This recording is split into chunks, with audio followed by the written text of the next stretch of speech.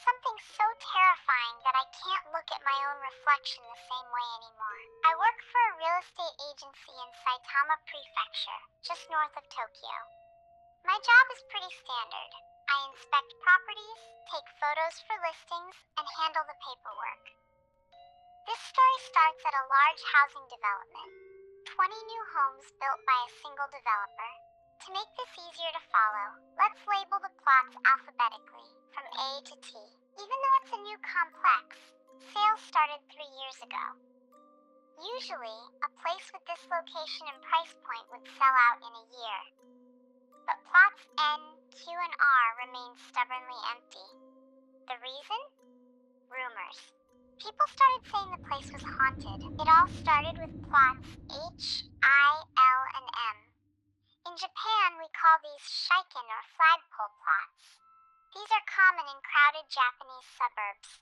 Because land is expensive, developers often carve one large lot into two one-house facing the street and one house tucked behind it, accessible only by a long, narrow driveway, the pole. They are considered less desirable due to privacy and fire safety issues. Because the land shape is awkward, they were cheaper. And in this economy, people chose price over vibes, so those four sold first. 6 months after moving into House M, the owner was found dead. He'd hanged himself in a second-floor storage room. He'd lost his job, his family had left him, and he was drowning in debt.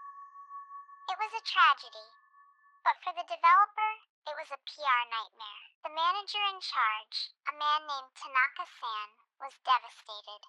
He knew selling a suicide house would be nearly impossible. Then, the bad luck spread like a virus. House L, a fire broke out. Luckily, no one died. House I. The couple went through a nasty divorce and put the house back on the market. House J. The wife died in a sudden car accident. 2 years in, the developer asked my firm for help with the remaining plots. We didn't believe the ghost stories. Work is work. I remember talking to a neighbor in houses S and T, a friendly osteopath who had turned 2 plots into a clinic. He laughed and said, "It's creepy, right? It feels like the misfortune only hits the houses touching House M." 6 months ago, plot G finally sold. We thought the curse was breaking. Then, the osteopath, the healthy doctor I'd just spoken to, was found dead in his bathtub from a sudden heart attack. By September, House M, the site of the original suicide, was back on our list. My colleagues went to inspect it, joking about it being a Jiko bukin. In Japan, if an unnatural death, suicide, murder, or sometimes neglect, occurs in a home, it is legally labeled a Jiko bukin, stigmatized property. But colleagues came back white as ghosts. They all said the same thing. The air felt heavy, it was unnaturally dark, and no matter how much they aired it out, it smelled of dampness. But the detail that got to them was the sound. A sharp, metallic kin. It wasn't the sound of wood creaking. It sounded like metal or something electronic. One colleague asked if we had to disclose ghosts in the important matters document, the legal disclosure you give to buyers. Legally, you have to disclose a suicide, but ghosts don't have scientific proof, so you don't have to mention them. Still, the sound was consistent, so they sent me to check it out personally. I took a younger colleague, Sato-kun, who claims to be sensitive to spirits. He was terrified before we even got out of the car. I checked the old land registries. There were no execution grounds or graveyards here. I thought he was just being dramatic. When we arrived at House M, the front door was unlocked. I figured someone had forgotten to lock up. Inside, the house was dim. Sato-kun whimpered, "Something is upstairs." I told him it was just his imagination. Suddenly, the sound echoed through the empty space. Sato-kun refused to go further. I went upstairs alone. In the hallway, I saw a man in a suit standing by the storage room. It was Tanaka-san from the developer's office. Oh, Tanaka-san? You scared me, I said.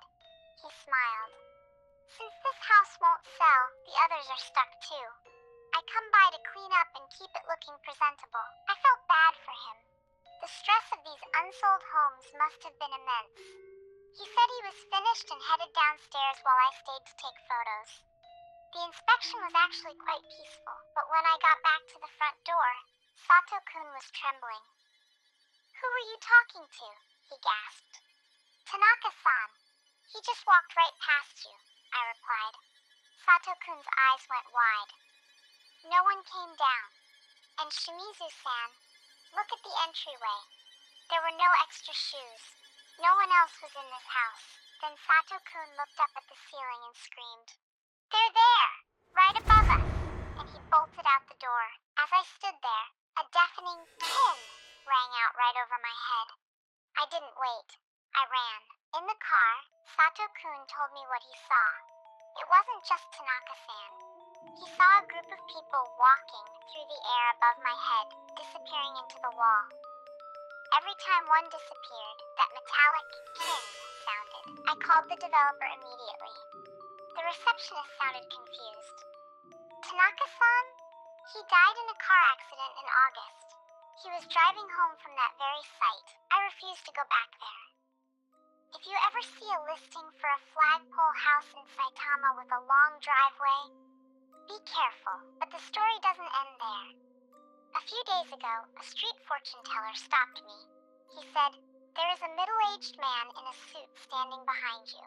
He's bowing. He wants to say hello and tells you to do your best. I made the mistake of posting this story on a horror forum. My husband, who loves reading those threads, saw it. When I told him it was my story, he was terrified. But then, he started acting strange. He looked pale, avoided me, and eventually moved to the guest room, claiming he had a cold. Finally, I forced him to tell me the truth. He looked at me with pure fear and asked, Are you actually you? He told me that for the last 4 nights, he's been waking up and checking on me with his phone light. The first night, he saw a stranger's face on my pillow. When he blinked, it was me again. The second night, he saw me, but my eyes were wide open, staring at him. When he flashed the light again, my eyes were closed. The third night, the room was freezing, ice cold. He said my breath was coming out as frozen mist. The fourth night, our cat, the sweetest animal alive, was sitting on his chest, growling at me with a sound he'd only made once before, when he was dying. When my husband shone the light on me that last night, it wasn't me. It was the woman from the first night. Then he flashed it again, and it was a middle-aged man. Then another man. Then an exhausted-looking woman. Every time the light hit my face, it was a different person. I don't remember any of this. I go to work, I talk to people, everything feels normal. But now, I'm afraid to look in the mirror. I'm going to a shrine this weekend to seek help. I just don't know. Do I go to a Shinto shrine or a Buddhist temple? Which one handles the things that follow you home?